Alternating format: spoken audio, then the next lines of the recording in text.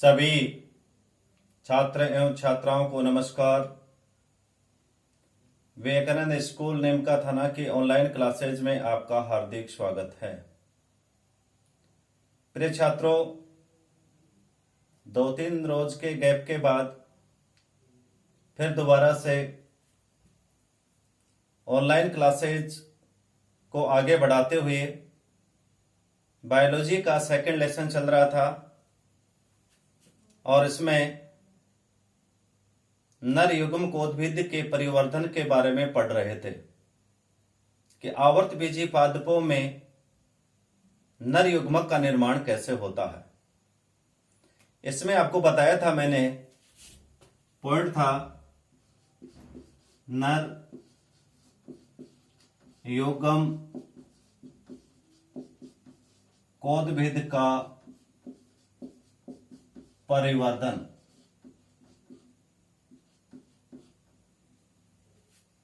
Development of male gametophyte.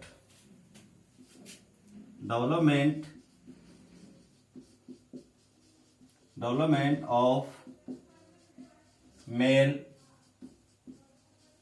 Gametophyte.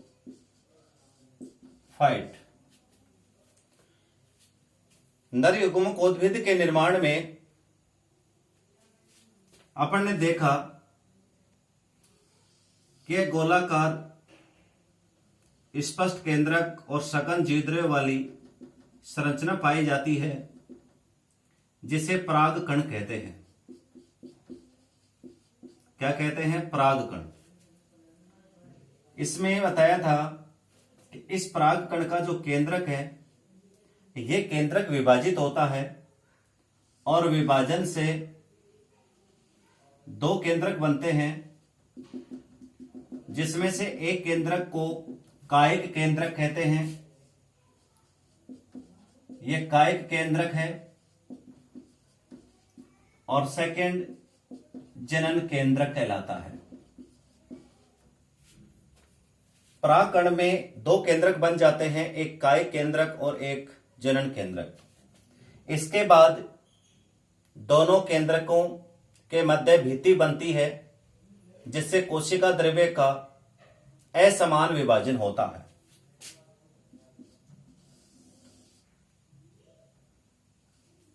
ये काय केंद्रक है, ये जनन केंद्रक है, ये इसका कोशिका द्रव्य है।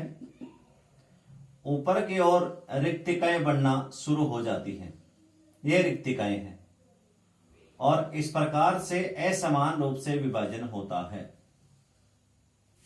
तो बड़ी वाली जो कोशिका है वो कहलाती है कायिक कोशिका और छोटी वाली कहलाती है जनन कोशिका। ये है कायिक कोशिका और नीचे वाले कहलाती है जनन कोशिका।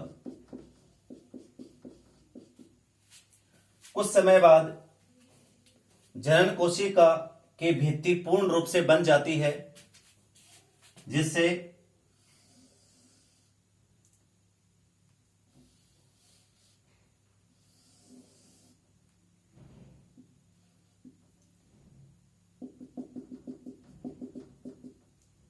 ये रिक्तिकाएं हैं और ये इसका केंद्रक है और नीचे की ओर स्पष्ट रूप से जनन कोशिका बन जाती है। ये जनन कोशिका है, ये जनन कोशिका केंद्रक है और ये कोशिका द्रव्य है। अब ये जनन कोशिका कायिक कोशिका के कोशिका द्रव्य में तैरती रहती है। तो ये जो गोल छोटे आकार की कोशिका है, ये कहलाती है जनन कोशिका और जिस कोशिका के कोशिका द्रव्य में ये तैरती है उसे कहते हैं कायिक कोशिका। तो इस प्रकार से परागकण में 2 कोशिकाएं बन जाती हैं, इसे कहते हैं 2 कोशिकीय परागकण या परागकण की 2 कोशिकीय अवस्था। अब बात करते हैं कि कायिक कोशिका क्या है और जनन कोशिका क्या है। देखिए, पहली कोशिका आती है कायिक कोशिका। कायिक कोशिका, इसे वेजिटेटिव सेल कहते हैं। इसे ही सोमेटिक सेल भी कहा जाता है। कायिक कोशिका आकार में बड़ी होती है। इसकी विशेषता, इस कोशिका की विशेषता कह रहा हूं मैं, आकार में बड़ी होती है। प्रारंभ में इसका आकार गोल होता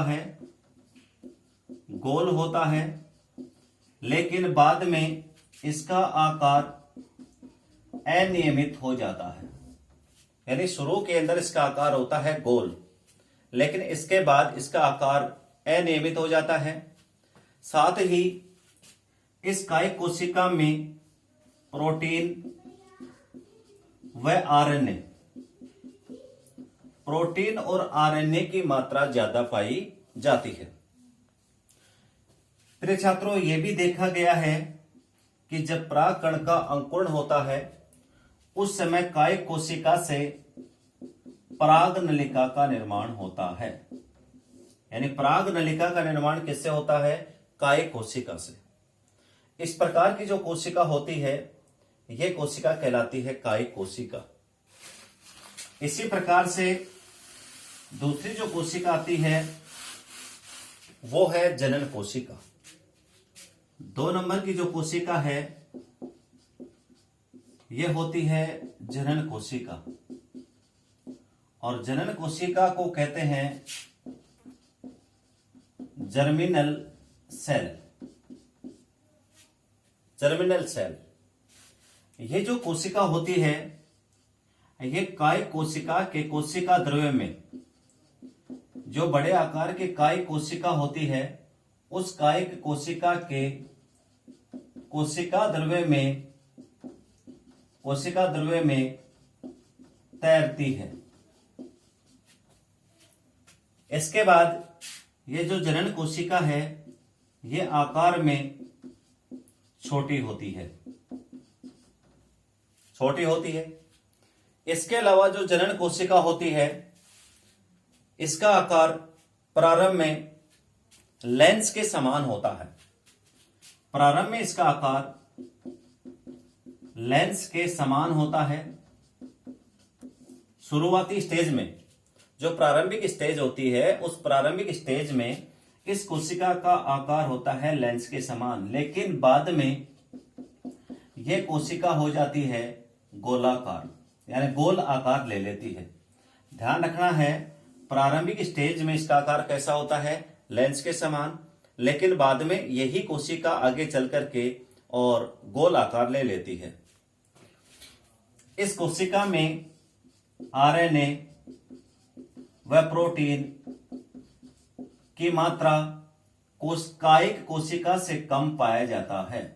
यानी कायिक कोशिका में आरएनए और प्रोटीन की मात्रा ज्यादा पाई जाती है, जबकि जनन कोशिका में प्रोटीन और आरएनए की मात्रा कम पाई जाती है। इस कोशिका में सभी कोशिकांग पाए जाते हैं। सभी प्रकार के जो कोशिकांग होते हैं वो उपस्थित होते हैं। इस प्रकार की कोशिका होती है वो कहलाती है जनन कोशिका। तो 2 प्रकार की कोशिका है, एक जनन कोशिका है और एक कायिक कोशिका है। इन दोनों के अंदर, दोनों में डीएनए की मात्रा, जो आनुवंशिक पदार्थ का कार्य करता है, डीएनए की मात्रा समान होती है, लेकिन प्रोटीन और आरएनए की मात्रा असमान पाई जाती है। और असमान होने के कारण ही कायिक कोशिका का आकार बड़ा होता है, जबकि जनन कोशिका का आकार छोटा होता है।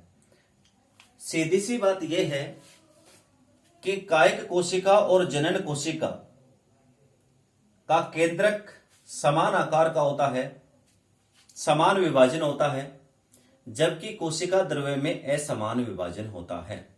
और असमान विभाजन होने के कारण एक कोशिका बड़े आकार की हो जाती है और एक कोशिका छोटे आकार की हो जाती है। इस प्रकार से दोनों कोशिकाएं कंप्लीट होती हैं। अब इसी में पॉइंट आता है नर युग्मकों का निर्माण। इसी में है नर युग्मकों का निर्माण, फॉर्मेशन ऑफ मेल गैमेट्स। देखिए, नर युग्मकों का निर्माण कहां होता है, कब होता है? प्रिय छात्रों, आपको पता है कि पराग कण में दो कोशिका थी, एक थी कायिक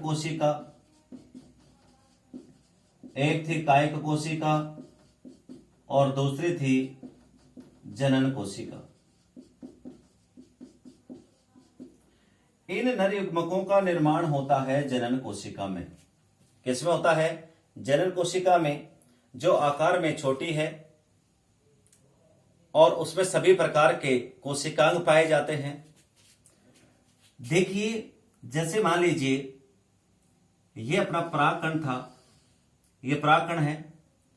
परागकण में एक छोटे आकार की ये जनन कोशिका है, ये इसका कोशिका द्रव्य होता है।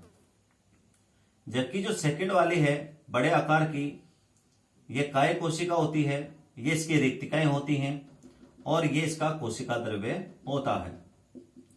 तो बड़े आकार की जो कोशिका होती है वो काय कोशिका कहलाती है और छोटे आकार वाली कहलाती है जनन कोशिका। इस कोशिका की मैं बात करूं तो मान लीजिए जनन कोशिका है, ये जनन कोशिका है, ये जनन कोशिका का केंद्रक है, ये केंद्रक है। अब कुछ ऐसे पौधे होते हैं जिनमें परागण के बाद, परागण की क्रिया के बाद, लेकिन परागकण के अंकुरण से पहले ही, कब? परागण के बाद। परागण किसे कहते हैं? परागकण जब वर्तिकाग्र की सतह पर पहुंचता है तो उस क्रिया को कहते हैं परागण।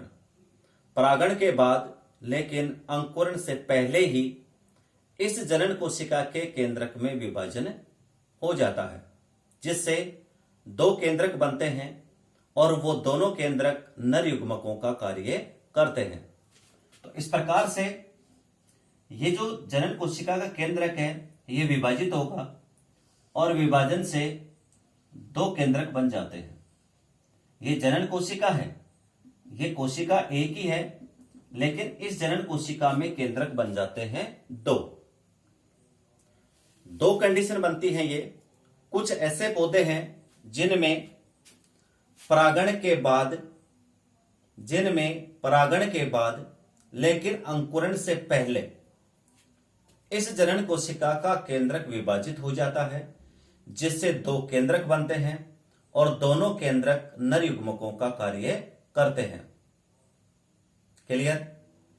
एग्जाम्पल जैसे कुल्फा, बंदरबाटी। एग्जाम्पल है इसका कुल्फा और बंदर बाटी। ये ऐसे पौधे हैं जिनमें परागण के बाद लेकिन अंकुरण से पहले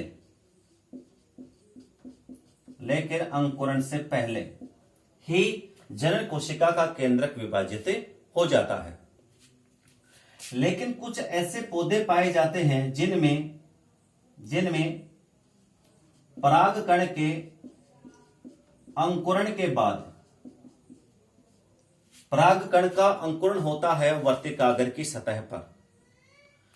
जब परागकण का अंकुरण हो जाता है और पराग नलिका बन जाती है, उसके बाद जनन कोशिका का केंद्रक विभाजित होता है, जिससे दो नर युग्मकों का निर्माण होता है। इनमें परागकण का अंकुरण हो जाएगा और उसके बाद जनन कोशिका का केंद्रक विभाजित होता है, जिससे दो केंद्रक बनते हैं और ये दोनों जो केंद्रक हैं वो किसकी तरह कार्य करते हैं? नर युग्मक की तरह कार्य करते हैं। इस प्रकार से यदि अपन देखें तो मान लीजिए ये अपना परागकण है, ये इसकी जनन कोशिका है और ये इसकी काय कोशिका है। ये काय कोशिकाओं की क्या है? ये रिक्तिकाएं हैं। ये काय कोशिका का क्या है? कोशिका द्रव्य है। और ये जनन कोशिका के दोनों केंद्रक हैं जो नर युग्मक की तरह कार्य करते हैं। इस प्रकार यहां पर देखिए, एक तो है काय कोशिका, और दो हैं नर केंद्रक। तो नर केंद्रक कितने हैं? 2। और काय कोशिका कितने हैं? 1। 2 और 1 कितने हो गए? 3। इसे कहते हैं 3 कोशिकीय अवस्था। 3 कोशिकीय अवस्था। और ऐसी कंडीशन के अंकुरण के बाद नर युग्मकों का निर्माण होता है या जनन कोशिका के केंद्रक विभाजित होते हैं, ऐसा सामान्यतः आवर्तबीजी पौधों में पाया जाता है। तो इस प्रकार से आवर्तबीजी पौधों में यह देखा गया कि पराग नलिका का निर्माण होता है काय कोशिका से, और कायिक कोशिका से निर्मित जो पराग नलिका है वो जनन छिद्र के द्वारा बाहर आ जाती है। आपको यह भी पता है कि जो जनन कोशिका होती है, ये जनन कोशिका जब परिपक्व हो जाती है उसके बाद ये लंबी हो जाती है। इसका आकार लंबा हो जाता है, यह गोल नहीं रहती है बल्कि लंबी होती है, और लंबी होने के कारण ही ये जनन कोशिका पराग नलिका में आसानी से गति करती है। तो अंत में यदि देखें तो इस प्रकार से होता है ये।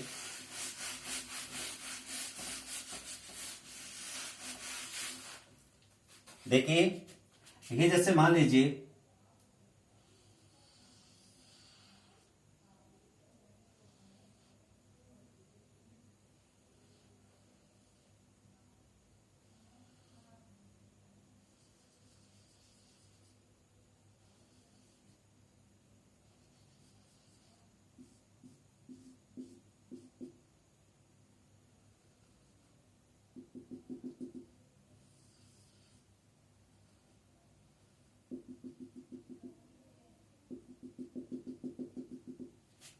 देखिए जब परागकण परिपक्व हो जाता है उस समय कायिक कोशिका में उपस्थित रिक्तिकाएं विलुप्त हो जाती हैं। जो रिक्तिकाएं होती हैं, वैक्यूल्स जो होती हैं, वो नष्ट हो जाती हैं। तो अंतिम समय में देखिए यहां पर किसी प्रकार के रिक्तिकाएं नहीं पाई जाती हैं। अब क्या होता है, ये जनन छिद्र होते हैं। ये परागकण में क्या पाए जाते हैं? जनन छिद्र। अब ये देखिए आप, ये आपका अंतःचोल है। ये क्या? ये अंतःचोल। और अंतःचोल की भित्ति किसको घेरती है? काय कोशिका को। जब परागकण का अंकुरण होता है, इसका क्या होता है? अंकुरण। और अंकुरण कहां होता है? अंकुरण होता है वर्तिकाग्र पर। कहां होता है? वर्तिकाग्र पर। अंकुरण के समय ये जो जनन छिद्र है, इस जनन छिद्र के द्वारा ये अंतःचोल की भित्ति है, ये नीचे की ओर वृद्धि करना शुरू कर देती है।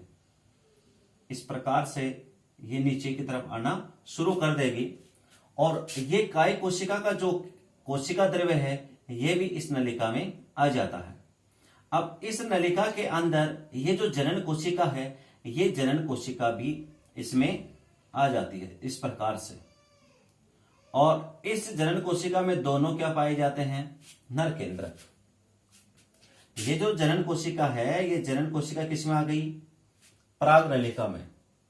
धीरे धीरे ये पराग नलिका आगे चल करके नीचे की ओर इस प्रकार से वृद्धि करती है, और इस पराग नलिका में ये आपकी क्या है? जनन कोशिका। और ये जनन कोशिका में दोनों क्या हैं? नर युग्मक है।